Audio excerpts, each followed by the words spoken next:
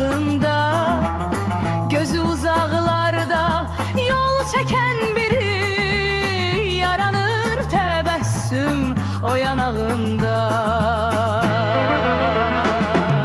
Gah hüzün, gahtaki sevinç izleri, ara bir yaranır üzünde keder, hasretle yolları çeken gözleri, gözleri. Görəsən neyi bu qədər?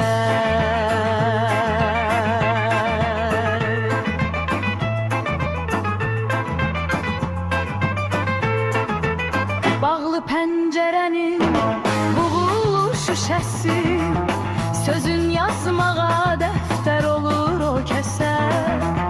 Siləndə buxarı gəlir səsi, ürəkdən keçəni yazır kiməsə. Nə yaxşı pəncərə belə haldadır, bu kəsin gözləri xeyli yoldadır.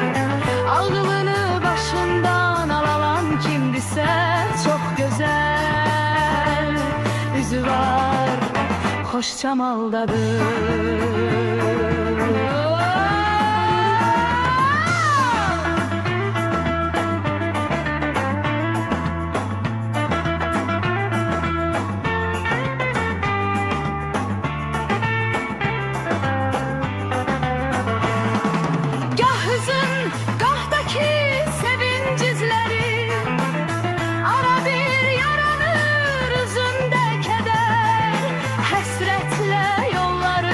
Çeken gözleri, gözleri.